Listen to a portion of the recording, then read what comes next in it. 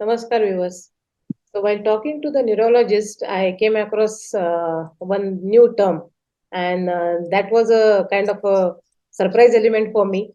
That there is a separate section called pediatric neurology, and which is in very much need nowadays because every alternate mother I hear saying that my child is hyperactive or my child is not responding to so and so, and autism is another thing which has become a really new norm for people to know in today's world. So I said, along with me, let us spread some more wisdom in this area. And I have a lot of first person with me. So he is Dr. Mahesh Kamate from Belgaum, Karnataka. And before I introduce him, let me formally welcome him. So Swagatam, Doctor. Namaskara. Okay. Namaskara. Hello. Thank you very much for your time. So, viewers, doctor is MD pediatrician, and he is the first batch of DM pediatric neurology from AIMS New Delhi. And not only that, he is the first one to start this program in Karnataka. So, which is very much new for everybody. And I am privileged and honored to have Dr. Mahesh with me to talk about this topic. Not many people are aware about this disorder, and also they don't know whom to go to for such kind of requirement. So that is the intention of this program. So doctor, thank you for your time once again. Good noon to all those who are attending this program today. At the outset, I'd like to thank Madam Kirti Kulkarni of Diagnosing Media for inviting me for this important health awareness program. Indeed, it's my privilege to be a part of this program. Thank you, ma'am. Pleasure is all mine, sir. So doctor, first come first. By when the child or the person brain develops, by what age? Okay. Ma'am, we can look at brain in two aspects. One is the structure or size of the brain, and then the functioning of the brain. At birth, the size of the brain is 25% of the adult brain, and it reaches around 80% by 2 years of age. And by 5 to 6 years of age, almost 90 to 95% of the brain is developed structurally, that is size-wise. Now, the maximum brain size in girls is attained by 11 years, and in boys by 14 years of age. By 14 years of age, we have the maximum or the maximum size of the brain. When it comes to functioning of the brain, it starts from birth and it continues, man. It continues even beyond 14 years of age also. Even up to 25 to 30 years of age also, the brain continues to mature. So we can say the brain is fully developed by maybe 25 to 30 years, both functionally and structurally. But structurally speaking, by 11 to 14 years, the brain is developed. But the maximum happens in the first 2 to 3 years of age. So we need to be very aware of this fact. The first 2 to 3 years of life, both in utero and the first 2 to 3 years of life is very important in a person's brain development. Correct. Doctor, there are, as you said, the age up to 2 to 3 years of any infant for that matter. There are n number of challenges the child is going through, and the new mother is not able to understand what it is. So, how do we know that this specific challenge is a neural problem? Yes, ma'am. As we know, ma'am, a child is when the child is born, child doesn't have any of the capabilities. As the child grows, the child attains different milestones, ma'am. Yes, In milestones, we have got different domains. Like the motor domain, wherein child has had control, child starts sitting, starts standing, walking, and then running, jumping. Similarly, in fine motor, child starts holding the object, starts manipulating the object, starts writing, starts handling the objects. So different domains are there, like a motor domain, language domain, social domain, cognitive domain. And this developmental milestones, it happens in a particular order. And the developmental milestones are closely related to the maturation of the brain. So any problem with the brain will result in developmental delay or delayed in the attainment of milestones. So most problems in the child's brain will present as abnormal development or delayed developmental milestones. What does it cause? Is it because of the mother's health, or it can be something else also? Yes, ma'am. There are many causes for the neurological disorders. Ma'am. It can be due to a birth defect. Sometimes the brain is not well developed in the mother's womb. It could be due to birth defect. Sometimes due to trauma. Children are find they have a trauma. Child falls from the stairs or meets with an accident, and there is trauma to the brain, and the brain gets damaged. Sometimes due to infection. there is something called we call meningitis, encephalitis, or infection to the brain, and the brain gets damaged. Sometimes it could be due to brain tumor also. And we have a lot of many of these genetic disorders, like genetic disorders, wherein the brain is not well developed, and these children also can have neurological problems. Then we have many other causes like metabolic, we call it degenerative, and sometimes even due to dietary deficiencies, nutritional deficiencies also, or environmental toxins, pollution, exposure to heavy metals. Many of these problems can affect the brain, and they can present with neurological problems in children. Okay. My very basic question. I'm sorry if I'm asking very dumb question. No. But is polio related to neural issue? Yes, ma'am. Poliomyelitis is one of the viruses which can affect the brain and the spinal cord, and it can present with weakness, ma'am. Like these children do have paralysis. They're normal till a particular age. After the infection, the brain and the spinal cord gets damaged, because of which these children will be left with paralysis in their either in the legs or in the hands. Sometimes it affects the entire body also, ma'am. Like, yeah. But doctor, now we are promoting very loudly that we have a vaccine for it. Yes, ma'am. Polio dose is a major campaign in our country. Has it helped completely? Is India polio free completely? Yes, I'm very proud to tell you all that we are a polio free country. India has eradicated polio in the last more than decade now. The last case of wild polio virus was reported from Howrah, West Bengal, on 13th of January 2011. Like, that was the last case reported from India, and WHO declared India as polio free on 27th March 2014. Like, it's almost now 9 years. India has been polio declared as polio free. And we have not had any wild case of polio in India in the last 9 years now, in the last 11 years now. And but there are other viruses called as non-polio enterovirus, which can present like polio in the form of fever and weakness, but they're very rare now. It usually happens in small epidemics once in 2 to 3 years, but not as common as polio, not as bad as poliomyelitis now. Before I ask you a very technical question, my general concern is children from rural areas, in a very remote areas. They have a number of disorders, and most of them are like, the child is not responding to the call, or they are not able to grasp the school teaching, or they are having a physical disorder also. Is it completely because of lack of nutrition, or there is something else to it?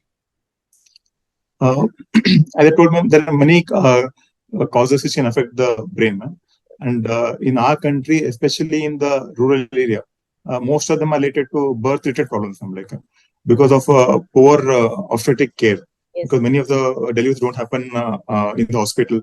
Many of them don't go to doctors for a routine checkup, and many of times at the time of birth, many of the babies do not cry at birth, like, or those babies are born premature. Because they have got a low weight and is not taken care of properly, they can have insult to the brain, and they can result in developmental delay, or children with issues with learning and schooling. And also in rural India, because of poverty, many of them are malnourished also. They don't get adequate proteins, calories.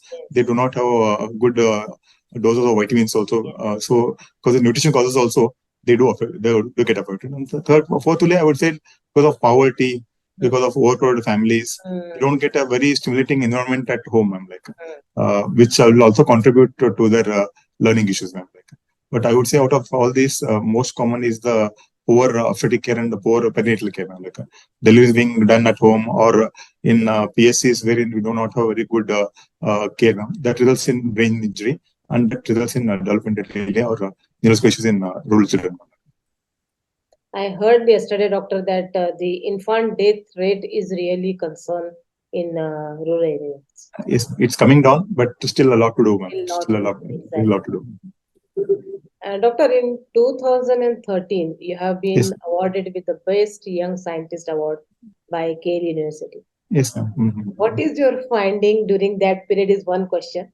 And second question is, this neural disorder in your this tenure, where do you see it? More in the village children or more in the city children? Ma'am, as I told, I was one of the first person to do DM from India, ma'am. Correct. And I joined Belgaum in the year 2007 after my DM, ma'am. Yes, sir. And as you all know, there are no qualified pediatric neurologists in North Karnataka, ma'am. I was one of the first one to come to North Karnataka. Absolutely. And in North Karnataka, there is practice of consanguinity, ma'am. Like there is a widespread practice of getting married among relatives, ma'am. Like so, because of consanguinity, we do have a lot of genetic disorders in this part of the country, ma'am. Like okay. So I have diagnosed a lot many immoral metabolism. These are genetic disorders wherein these babies are born with defects in metabolism, and they can present with development delay, convulsions, or with issues with growth and development. So I had published some papers on this in metabolism, for which I got this Best Scientist Award. Like, wonderful. Congratulations for that. thank you. Thank and you. we are privileged and proud to have a first such specialist in Karnataka. That is wonderful job. Thank so, you. Doctor, my second question: Yes, ma'am. which is the more in terms of yeah, ma'am. Yes, ma'am. If you look at the number, which is a number one problem in pediatric neurology, I would say in my practice, what I see is cerebral palsy. Cerebral palsy is the most common pediatric neurological problem. What I see, this will be followed by children with global developmental delay or mental retardation. Like nowadays, we do not use the term mental retardation. We tend to prefer to use the term called intellectual disability. It's called the ID, intellectual disability, because mental retardation has got a stigma attached to it. We want to move out from the term MR to intellectual disability, which is a more sophisticated term and doesn't have that stigma attached to the term MR. If you say that's really very disturbing for the parents. So we use the term intellectual disability, which is more sophisticated term, conveys the same meaning but doesn't have the stigma attached to it. So I would say cerebral palsy followed by global developmental delay or intellectual disability. Then epilepsy, ma'am. Epilepsy is very common. Epilepsy. Then children with headache or children who have head injury and neuromuscular problems. These are babies who have weakness in the limbs. They are not able to walk, or they're not able to lift weight. They're very weak. And then we have infections now, like children with meningitis, encephalitis, and we have many other genetic disorders. Out of all the cases, I would say cerebral palsy, mental retardation, or intellectual disability, epilepsy are the most common cause of what I see. And nowadays, we also see a lot of behavioral problems, like both ADHD and autism. They're also coming up in a big way, ma'am. Like, so now that you have said it, let me ask you: is autism a lifestyle problem? Ma'am, actually, the exact cause of autism is still not very clear, ma'am. Like, so it's just like how we have diabetes, ma'am, or hypertension. It's not purely a genetic disease or a lifestyle disease, ma'am.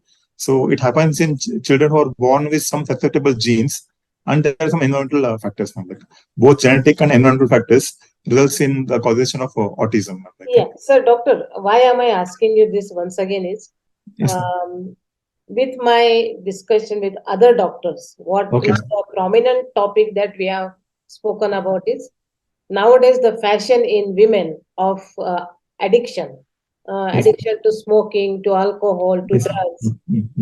Is it having a direct impact on the childbirth? Yes, definitely. Especially exposure to alcohol during pregnancy, is a contributing factor. Similarly, smoking in mother, is also contributing factor towards many problems in children. May not be directly related to autism per se. So in autism, what happens is these are the babies are born with some susceptible genes. There are some susceptible genes which on isolation cannot cause autism. But if there's some environmental exposure over this genetic predisposition, then it can result in autism. Sometimes even in infection in the mother, when mother has got infection during pregnancy, in the second trimester or third trimester, she has an infection that can also predispose to autism. Sometimes some drugs which she has taken during pregnancy, like some mothers are on drugs like sodium valproate, so then high dose valproate, they can also cause autism in the baby.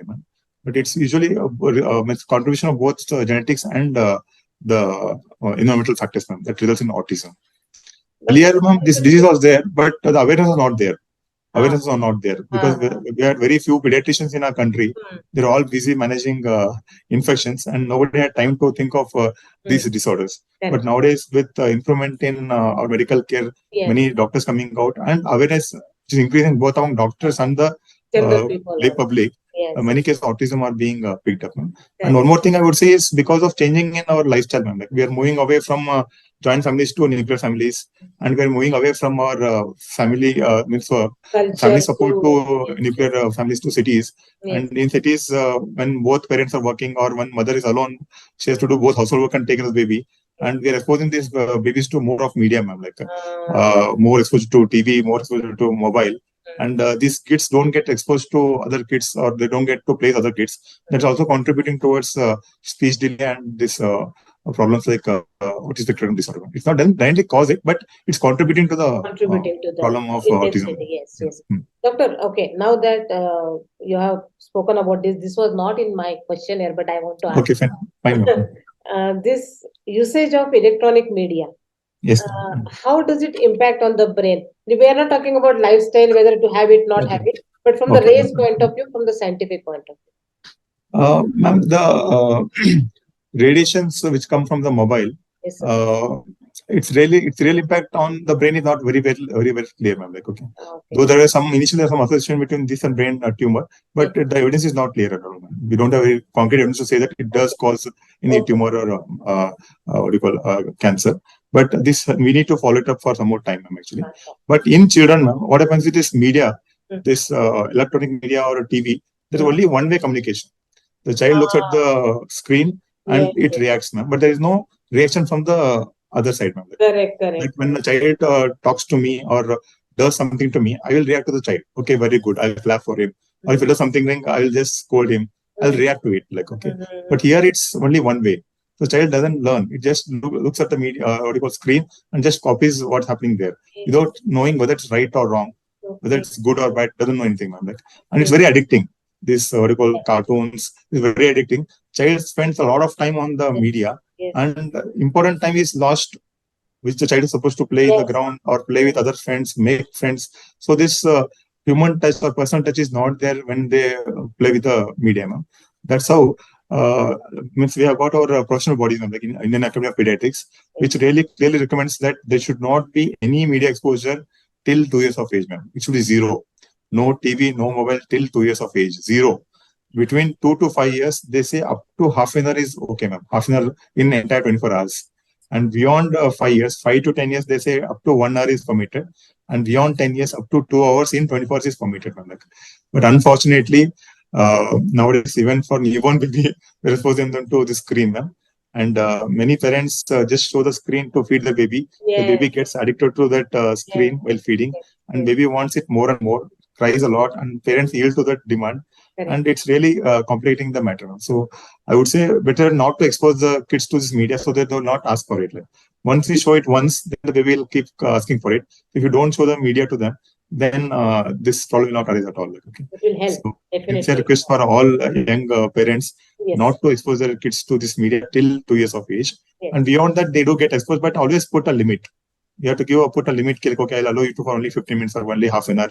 And when they are watching the TV mobile, you should be there to supervise what they are watching, and always give a feedback. The child is watching some what you call rhymes, okay, and so you can also imitate the same action what is happening in the rhyme, and then let you give the feedback to the child. Always there should be two-way communication. It should not be one way. Okay, I have a question right now. Yes, okay, she is a doctor herself, and she is asking you, Dr. Anjali from Mumbai. She says that the online classes during the pandemic, we could not avoid it. How do you want us to deal with that? Ma'am, online class, I think it should be one of the methods of learning, ma'am. It's not totally bad also. But again, as I told, here there is no direct what you call one-to-one interaction. Like there is no feedback which can happen here, because most of the time we see that kids should have put on the laptop or tab with camera off. We don't know what they're doing. Okay, so we can't give them feedback. But at the same time, it gives an opportunity for children to get exposed to many different teachers. Sitting in a remote village also, they can get exposed to teachers who are from what you call cities, and they can get to the people of highest caliber sitting in their own place. So it has got its own advantage and what you call, I would say, like drawbacks. So I think we should use it, but in a limited manner. And as Dr. rightly said, the parents should be around to supervise the entire activity. That's very important. That's a very valid point. Very good. Now coming to the very core of the problem, doctor, you know, many children develop headache, Yes, ma'am. but Yeah. most of the time, the every headache is not necessarily related to malignity. Yeah. So, Yes. Mm. how do we know? Of course, we'll consult to Mm, the mm, expert, mm, mm, but mm. before that, how do we know that this is really something Yes, doctor's ma'am. attention Mm, is mm. required? Ma'am, headaches are very common in children. Mm, Unlike the general mm, thinking that kids mm, do not have headaches, mm, that's wrong, ma'am. Like mm, they say, almost to the tune of 5 to 15% of children mm. of any age can have headache, ma'am. Even children as young as 3 years, as Yes, young as 5 years can also have headache, ma'am. Like including headache like a migraine headache. yes. They will get this half headache. No? That is also seen in children as young as 3 to 5 years also. The prevalence is, they say, around 5 to 10% in children less than 10 years, and beyond 10 years it's almost as common as 15 to 20% of children. Mhm, So whenever we have a headache due to brain tumor, the mhm. headache here usually happens on a daily basis, ma'am, and Okay. it continues to worsen with time. It starts at one time and slowly it worsens with time. And usually these babies get up with fever headache, ma'am. Like in brain tumor, the Okay. headache is worse in the morning. When they get up, they have severe headache, and it usually also vomiting also. And Mm. once the baby vomits, the headache usually tends to subside, ma'am. Like, whereas the other common headache what you get in children, like tension type headache or migraine, they're usually common as the day passes, ma'am. Like so, in headaches like tension headache and migraine headache, usually it doesn't affect the baby's sleep, ma'am. Like they tend to sleep very well at night. So Okay. if you have a child who gets up in the midnight with headache, Mm. then it's definitely a serious headache. So that has to be taken to a doctor, Treated. and we need to get even some institution like brain imaging or brain scan to know the cause of headache. Okay, but if you have a child who comes has headache, but who continues to eat well, is able to sleep well at night. Okay, it's not affecting the baby's activities. The child is able to play. Child is able to watch TV. Okay, it's not affecting the baby's growth. There is no much what you call vomiting. No Mm. other symptoms like fits or convulsions Mm. or weakness in any part of the body. So if these are there, then you need to investigate. But if there is no convulsions, if there is no any weakness in the limbs, Mm. child is able to sleep well, eat well, it means that it's not a serious headache. Okay. Brain Okay. tumor are a very rare cause of headache in children. And 90 sometimes 90%. the glasses also causes the Uh, headache in kids. yeah, Eyesight. refractory error can present as headache. But usually in this case, usually the headache happens only when they are trying to read or focus on the blackboard. Acha, acha, acha. Other Okay. time they'll not have this headache. Like, yeah. Okay. Okay. The Okay. most common headache what we get in children is migraine headache. Migraine. Migraine headache. Migraine is more common than tension of headache in children. And usually this headache is usually related to some underlying school problem. Like Mm.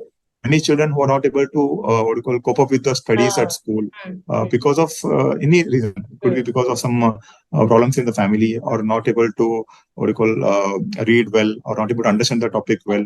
Yes. Sometimes they have got ADHD also. Yes. When these children they're not able to cope up well in school, and because of that underlying stress, they present with headache, ma'am. Like, so whenever a child has got headache, you should always look at their school performance, ma'am. I usually ask the parents to get the child's books and the marks card, and I tend to look at the writing. Mm. And we do find that many of the children with headache, they have an underlying dyslexia or a ADHD, okay, which is because of which they're not able to score well in school, and that is adding to the stress, and that stress comes out as headache, ma'am, actually. So headache is a symptom of the underlying problem like dyslexia or ADHD. So once we address that, automatically headache will go off, ma'am, actually. And in children beyond 10 years of age, headache is usually related to the lifestyle, ma'am. Like many of these children, when they're in the high school, they have to go to early morning tuitions. They tend to skip their breakfast, and they come very late at Oh, home. They have to finish okay. their homework. They'll sleep very late. They don't get adequate sleep, ma'am. Children between 10 to 15 years, they should at least have 8 to 9 hours of sleep. But Wow. because of their early morning tuitions, they don't get to sleep well. And because they have to attend these tuitions and to go to school early, they skip their breakfast. Because of skipping breakfast, also they get headache, ma'am. Like, so in children, I would say like a proper breakfast and proper sleep, at least 8 to 9 hours sleep is very important to avoid headaches, ma'am. They should drink plenty of water. Many of them don't drink water during their school hours. That also contributes to the headache, ma'am. And third is some kids, when they exert a lot, or Mm. when they play in bright sunlight for a long time, they can have headaches. Like, so I would say proper nutrition, like that's eating Yes. at time and drinking plenty of water, good sleep, and moderate exercise. Not too much of exercise, also, not exercising also can result in headache, ma'am, actually. Plus underlying cause, either any ADHD or dyslexia, that has to be tackled. Mr. Sandeep from Munich is asking that Tare Zameen Par movie kind of condition, do they really exist? And if Yes, yes. so, Yeah, yeah. what is the remedy for it? Yeah. What has been depicted in Tare Zameen Par by Amir Khan, a wonderful movie. It's a child with dyslexia. Okay. Yes. Dyslexia is a condition wherein these babies are they're quite intelligent. The IQ wise, they're very good, but they don't have the ability to read and write. Okay. So when it comes to reading and writing, they don't have the normal skills what other people have got. Yes, So they struggle to read and they struggle to write, right. but they've got very good intelligence. Like, and many of these kids are gifted, like those kids who can't read and write, but they're very gifted in maybe in music or painting or dancing. Okay, so they have other areas wherein they're experts in that. Like, okay, so you need to identify that strong area and try to promote that field. You can definitely train them and coach them to learn academics also, but the area in which they are good, that has to be promoted. Like, for example, if you ask me to sing or play an instrument, I'll not be able to do, because God has given me area which helps in reading and writing. So because which I could pass my MBBS, MD, and DM, and now I'm practicing as a doctor here. But you ask me if you may give me an instrument to play, I'll not be able to play. So child who's good in music will laugh at me like he doesn't know not learn how to play an instrument also. Okay, so God has given different areas which we are good at in different fields. So we need to identify that area. Like, okay, so but by if you pick up this dyslexia early, if you support these kids early, they definitely can improve in academics. They also can learn to read, write, and they can do their education also. But they need support. They need, like how Amir Khan in that movie helped them. We need Amir Khan for every child who can promote the child correctly. It's very common, I would say, like to the tune of 5 to 10% of children with in schools who do not do well in their academics have either a dyslexia or ADHD, actually. But again, as I told, in India, these disorders are commonly missed, ma'am. Like, and these are the cases who come to me as headache, ma'am, actually, because they're not able to cope up well in studies. They will come have symptoms of headache, and because of which they come to me, and then I tend to diagnose the ADHD or dyslexia. These kids need some special way of teaching them. Like, correct. Need some special way. If you train them in a special way of teaching them, they can definitely excel further in their life. Yeah. So, doctor, whatever we are explaining now to me, these are all really new norms. Back 30, 40 years, we never heard of all this, what you're talking about. Yes, like yes, our generation, your generation, my generation. Yes, that's true. That's true. Our parents never complained that my child is not studying in school. Or we never heard that he or she is not able to get up early morning, or not having sufficient sleep, or not having so-called, what you're just now saying, that the headache and the discomfort. We never had such issues. This is really a new finding and new terms here. Yeah, change in the what do you call? I would say like the environment they are in, because our school is very close to our houses. To reach our school is in 10-15 minutes. Yes. Nowadays, schools are like 20-30 kilometers away. The child has to get up 2 hours before the school time to catch the bus and then go there. So because they have to get up early, they reach early, they hardly get time to play, ma'am. And too much of homework. Yes. So no relaxation. Too much expectation from the parents also. So all this is contributing towards their problems like headache, actually. Very true. So this is the after effect of development and modernization. Yes, you're right. Yeah. Yes. So, doctor, the common complaint that we hear, very, very common, attention span and hyperactive. Yes. There is too much to say in a fraction of moment. And if you are trying to explain something to the kid, he or she is not even looking at you. That much of hyperactive. Yes. This is really worrying. Yes. Very worrying. So, what do you have advice for such people? And how in medical terms, we call it as ADHD, ma'am. ADHD. It's called the attention deficit hyperactivity disorder, ADHD.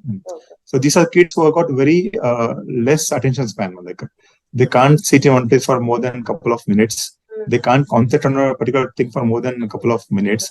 They get bored very easily. And they're always hyperactive. They're like a motor, driven by a motor. Continuously, they're running about. They don't get tired at all. and they're very destructive also. Like, okay, you give anything new, they'll just break it and throw it away. So they're very destructive also. And because they lack concentration, they're not able to cope up in the studies also. Like, they're not able to sit for this half an hour in the class. During class also, they don't concentrate on what teacher is telling. They're looking out of the window, or they'll be doing something with the neighbor, disturbing the neighbors, because of which nobody wants to sit beside this child.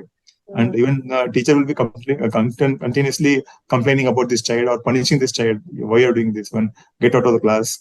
They will punish them, make them stand in the last row. And because of this repeated punishment also, these kids start hating the school. For them, because the moment they go to school, the teacher starts scolding, "Do not complete your work, your notes are dirty." She'll put some red marks, she'll throw the book. And because of this, they start hating the school. Though they're intelligent, though they can study, because of this poor concentration and their behavior, nobody wants to make friends with them. And the teacher doesn't encourage them. They'll always punish them. And when they come home, mother will also starts scolding, "You're not doing." So these are, I really feel very bad for these kids, because they get negative feedback from every aspect, from the friends, from the teacher, from the Moral relative. goes down, complete So the morale goes down, and many of these kids either they drop out of school. They just say, "Okay, like I can't do." Like especially very common in rural area, they just drop out of school and they do something else.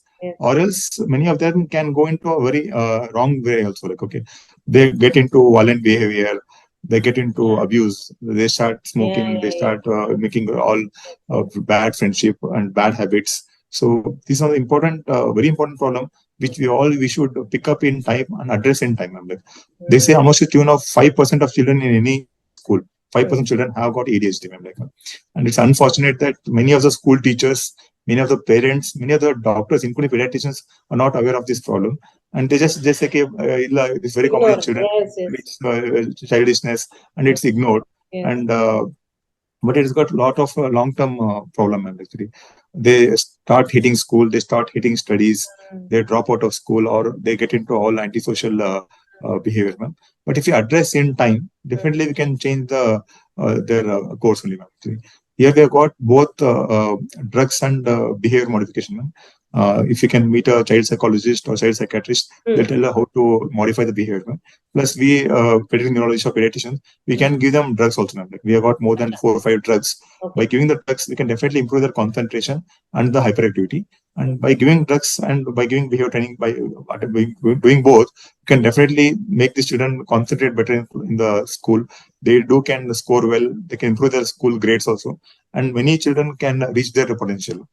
But intervention has to be done early, effectively, and for a long time. It's not we give for treatment for 2 months, 3 months, 6 months. It has gone for years, maybe a couple of years, or maybe even for 5 years also. Okay, almost to tune of 50-60% children by 10 years they tend to settle down.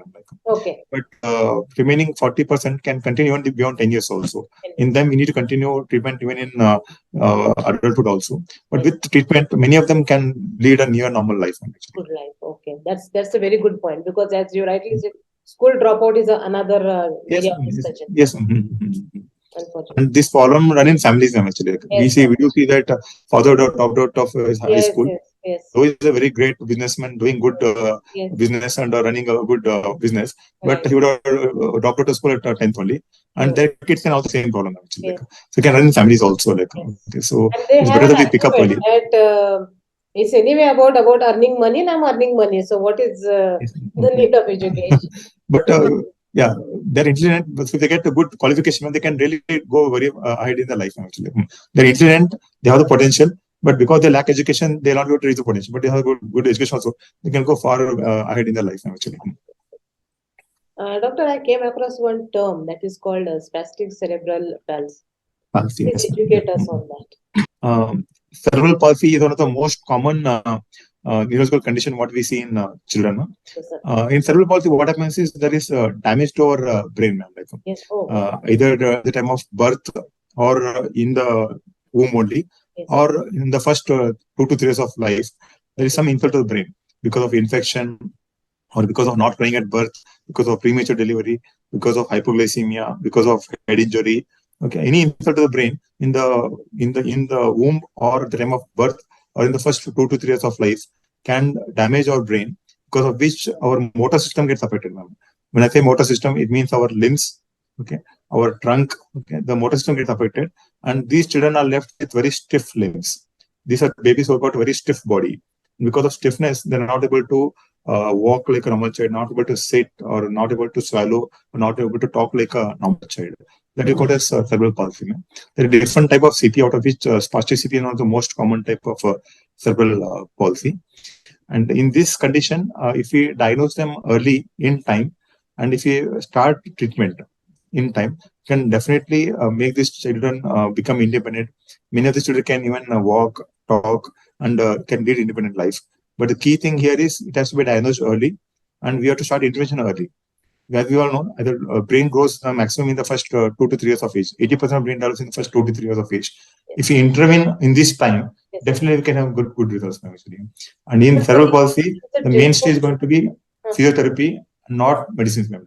Many parents want one medicine or one injection and cure the baby. That's not true here. Here, the therapy is a mainstay. They have to do daily physiotherapy at home. They have to meet a professional physiotherapist.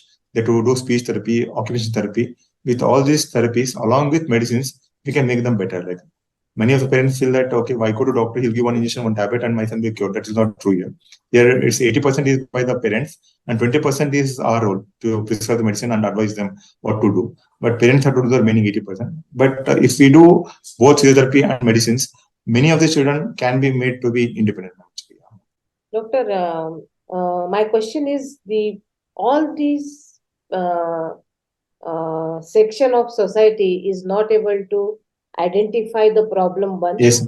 Second, cannot afford the treatment, or they don't even know that there is a treatment available for this. Yes, right. What should we do for such society? Ma'am, many of these conditions can be managed by home therapy, ma'am. Like in physiotherapy, we've got two type of program. One is home program, wherein we can train the parents themselves. Like we can train the parents who are free at home, mother, grandmother, or auntie who is at home. No? We can train them to do simple exercises, and they can be done at home only. They can visit the center once in 2 or 3 months, and then at home, if they follow the same exercises what we teach them, and with the help of medications, and if especially if the treatment started early, we can get a very good outcome actually. So the drugs and the therapy, so that can be done. There are simple programs which are available, which we can teach the parents, and if that is done regularly, many of the times we can get the student to be at least independent, to get them to sitting position, to make them walk with support. So at least they can go to the bathroom, pass urine, or self-feed them. So at least the burden on the family. Otherwise, these kids are totally bed-bound. The poor mother has to take care of the entire family, plus feed this child, take care of all the needs of this baby. So it's really very painful. But if we intervene early, we can make them independent, at least so that they don't become a burden on the family member. But for this intervention and efforts from the parents is very, very important. So what I find in my practice is many parents don't want to do this hard work. They just want a shortcut. Like, they just want one tablet, one injection, one surgery to cure them. That's not possible. So here the 80% burden is on the family. Only 20% we can help. Family is also required. Yeah. Doctor, last question. Yes, how is the ratio of brain development in girl and boys? As you just know, in the beginning, you told me that the girl mature faster than the boys, structure-wise and the understanding. But my question here is, what we are observing nowadays is children are becoming very arrogant, very impulsive, and it's becoming very difficult for parents to handle. It's a societal problem. It's not an individual problem. So, what is the advice for such people? I want you to be very subjective and really give the caution, word of caution to parents. How should they deal with this kind of situation? Okay. There is nothing wrong. There is nothing abnormal. But it's very difficult to handle. Yes. Regarding your first part, ma'am, that is the male and a female brain, ma'am. Yes. So this is a very controversial topic, ma'am, male brain and the female brain. Some people say that it's different, and some people say it's the same. Okay. Size-wise, the male brain is 10% larger as compared to the female brain, size-wise. But functionally, both are equally good. Okay. It's not like one brain is better than the other, or one is more sophisticated than the other. It's the same. And when you look at the scans also, It's very difficult to differentiate whether it's a male brain or a female brain. If you look at the MRI and all, size-wise, male brain is 10% bigger than the female brain. It's basically like how the brain is in the womb, like in utero, when the baby is in the mother's womb. If the baby is exposed to like a male brain, is exposed to higher level of testosterone than the female brain. I see. Because of higher level of continuous exposure to testosterone in utero, the male brain is wired in a different way as compared to a female brain. Okay. So, functionally, they are different, but structurally, they are the same actually. So, male brain, because of higher exposure to testosterone, the male brain picks up more aggression. They are more vocalizing or verbalizing. They're more aggressive, more aggressive. Whereas the female brain is wired in a different way, ma'am. But structurally, they are the same, and it's not like one is better than the other. Both are equal, ma'am. Actually, okay, great. Second part, now, like about this, how to control the aggression. I know. Actually, ma'am, like what happened was earlier when we were kids, we were taught to listen to our parents. Correct. Obey we our were taught to not to question them, ma'am. Yeah. But now, maybe in the last 2 or 3 decades, that thing has gone, ma'am, because we don't instruct them, and even they don't tend to follow them, because become like we are become more like a colleagues than from a parent-child relation. So I would say it's a very delicate thing, ma'am. By setting limits, ma'am, like I think we can put some limits that they can't cross a particular limit, ma'am. They can be what you call okay with conversation and all, they can put their opinion and all, but they can't cross a limit. They need to put the limits very strictly, and they should not supposed to cross those limits. Like, so by disciplining and by keeping the limits, we can definitely overcome the confrontations and have a very cool family life. Actually, we have to put the limits and tell them not to cross those limits. Within the limit, they are free to do things, but they're not supposed to cross the limits. And when they cross the limits, they need to be told or punished, or some of their advantage what you give to them, they have to be withdrawn. Like, for example, child has crossed a limit, then you say, okay, you've done this mistake, you'll not get what you want. Like, you're not allowed to watch. You can't punish them, sir. No, punishment by withdrawing what we give them. Like you would have promised them a movie, or you would have promised something. You take it because of this, you not get this week. Maybe next week you behave well, you may get it correct. So it's not like physical punishment, but by withdrawing what they like. That's what we should do. Current generation is the future of our nation. Or any civilization for that. Yes, that's true. So my request to you is, what will be your closing remark to the society, that how much they should be aware of the child growth and also their mental condition? Yes, ma'am. As you told, ma'am, children are the future of any nation, ma'am. And we need to give them a very good environment to grow, ma'am. I would say in the first 2 to 3 years of age, you should give proper nutrition, ma'am. Like, you need to take care of their nutrition requirement, give them adequate calories, proteins, give them adequate dose of vitamins, and give a very stimulating environment at home, ma'am. So that these kids can reach their full potential, ma'am. And always support them. And for the current generation, I would tell all the parents, especially those who are working, to give them some quality time to the kids. Like, we see that nowadays both parents are working; they're so busy, they hardly spend time with their children. So I would say at least 1 or 2 hours in a day, ma'am. We have to earmark to our children, wherein we sit with the children, we talk to them, we see what's affecting them, what's bothering them, address them, ma'am. And then carry on with the work. So quality time has to be given to these babies, ma'am. And second thing is try to cut down the exposure to TV, mobile, ma'am, and limit it. And always supervise when they are using this media, ma'am. And always support their children. And whenever there are any complaints from the school and all, you should not directly go and start scolding the child, ma'am. You should always look at the child's perspective also, analyze the situation properly, and then give a feedback. Sometimes just because teachers complain, we can't come and scold the baby or punish the baby level. So we should always look from the child's point of view also, listen to the child, what has really happened, and then listen to the teacher also. Then we should apply our own mind and then give our feedback. We should not just reflexively come and scold the baby. That's what happens commonly, and that's how the child becomes our enemy. So we become their support. Child always feels that parents are always scolding me, so they don't have anyone to go, ma'am. And then it really spoils the parent-child relationship. Great. Thank you very much, doctor. And from my side, I will echo your point that be a facilitator to your child and not a dictator to your child. Yes, ma'am. Yes, ma'am. That's true. That's true. You make the Definitely. environment such a way that he or she comes voluntarily to you and open up about their concerns, their problems, or their hurdles for that matter. Thank you so much for your time, and it was great talking to you. Dhanyawad. Thank you. Thanks for the opportunity.